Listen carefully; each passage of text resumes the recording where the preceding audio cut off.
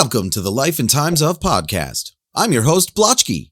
Today, we're diving into the life and times of one of Hollywood's most iconic actors, Marlon Brando, a man who defined an entire generation of acting, shattering the image of the classic leading man and left behind a legacy full of brilliance, controversy, and rebellion. But Brando wasn't just a movie star, he was a force of nature. From his groundbreaking performances to his off-screen antics, Marlon Brando lived a life that blurred the line between genius and madness. Let's unravel the life and times of Marlon Brando. Marlon Brando Jr. was born on April 3, 1924 in Omaha, Nebraska, a long way from the glitz and glamour of Hollywood. His father, Marlon Brando Sr., was a tough, hard-drinking man who worked as a chemical feed manufacturer.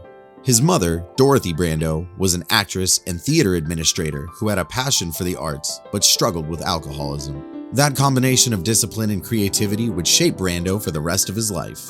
Brando's childhood was far from idyllic. His father's cold, authoritarian nature left deep emotional scars, while his mother's drinking often left the household in disarray. Despite the turmoil, Dorothy's love of theater left a lasting impression on young Marlon. She would frequently bring actors home from the local theater company, introducing her son to the world of performance at an early age. As a child, Brando displayed a rebellious streak that would follow him for the rest of his life. He often acted out, mimicking teachers and authority figures with uncanny precision, a sign of his early knack for performance. His misbehavior led to multiple expulsions, and by the time he was a teenager, he was sent to the Shattuck Military Academy in Minnesota in a last-ditch effort to instill discipline.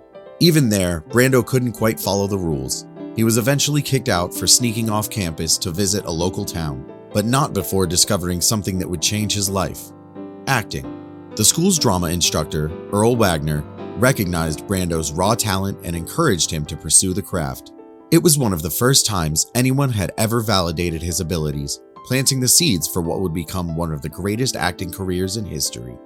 Brando moved to New York City in 1943 to study acting under the legendary Stella Adler, one of the key figures behind method acting. This was where Brando's raw talent and rebellious spirit began to shine. Adler introduced him to the techniques of Konstantin Stanislavski, whose method emphasized emotional authenticity and psychological depth. Brando immersed himself in the technique, learning how to draw from his own life experiences to fuel his performances.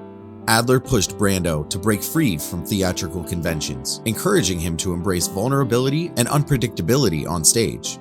His dedication to the craft quickly set him apart from his peers. Brando would spend hours observing people on the streets of New York, studying their mannerisms and speech patterns to infuse his characters with realism. His first major stage role came in 1944, playing a psychotic war veteran in I Remember Mama. Though the role was small, critics began to take notice of Brando's magnetic presence. He followed it up with performances in Truckline Cafe and Candida, further honing his craft and developing a reputation for intensity both on and off the stage. In 1947, Brando's breakout role came on Broadway as Stanley Kowalski in Tennessee Williams' A Streetcar Named Desire. His explosive performance made him an overnight sensation, bringing a raw, animalistic energy to the stage that had never been seen before. When the play was adapted into a film in 1951, Brando reprised the role, delivering one of the most iconic performances in film history. That torn white t-shirt, the sweaty brow, the anguished cry of "Stella," it all became a part of cinematic legend. The 1950s were Brando's golden years, a time when he would revolutionize the craft of acting and become the face of a new era in Hollywood. After A Streetcar Named Desire, Brando's career skyrocketed. He followed it up with Viva Zapata in 1952, playing Mexican revolutionary Emiliano Zapata. The role earned him his second Oscar nomination and showcased his ability to completely transform into his characters. In 1953, he took on the role of Mark Antony in Julius Caesar, proving that he could tackle Shakespeare with the same raw intensity that defined his earlier performances. His delivery of the famous friends, Romans, countrymen speech stunned audience and critics alike, cementing his status as one of the most versatile actors of his generation. But it was 1954's On the Waterfront that truly solidified Brando as a cinematic legend. Playing ex-boxer Terry Malloy, Brando delivered one of the most heartbreaking performances in film history. The famous "I could have been a contender" scene became one of the most quoted moments in cinema. His performance won him his first Academy Award and redefined what screen acting could be: raw, vulnerable, and deeply human.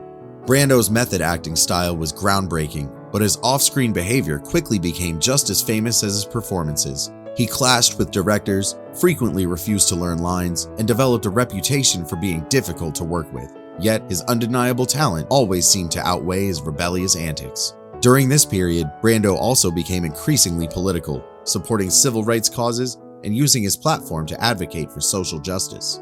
His defiance of Hollywood norms, both on and off screen, made him an icon of the counterculture movement long before it became mainstream. By the 1960s, Brando's career had started to fizzle. He was taking roles in forgettable films, and his off-screen antics were becoming more famous than his acting. But then came The Godfather. Francis Ford Coppola fought tooth and nail to cast Brando as Don Vito Corleone, despite the studio objections.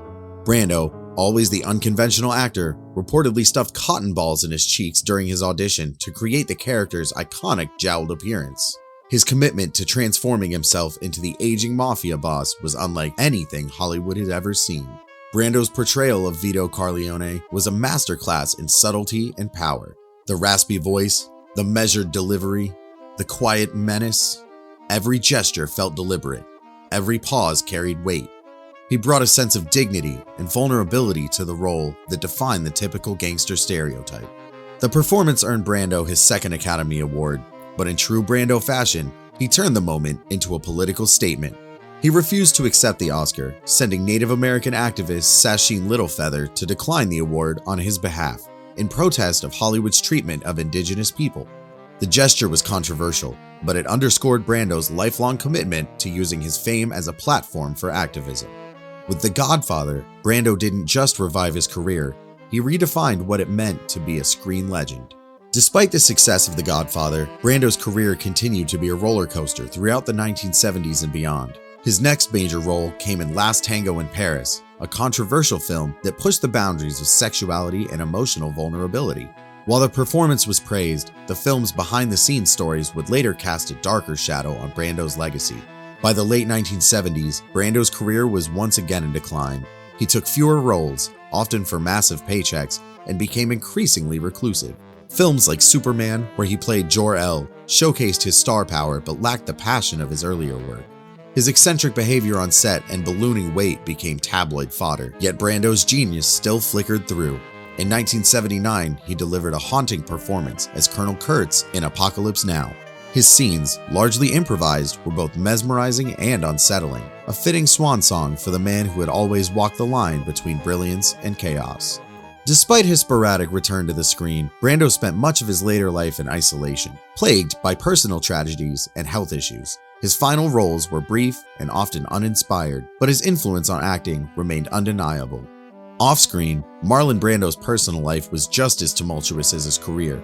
He fathered at least 11 children and had numerous relationships, both long-term and fleeting. His love life was a whirlwind, involving high-profile romances with actresses like Rita Moreno and Movida Castaneda, as well as lesser-known relationships with women from around the world. Brando was known for his intense privacy, but also for his generosity.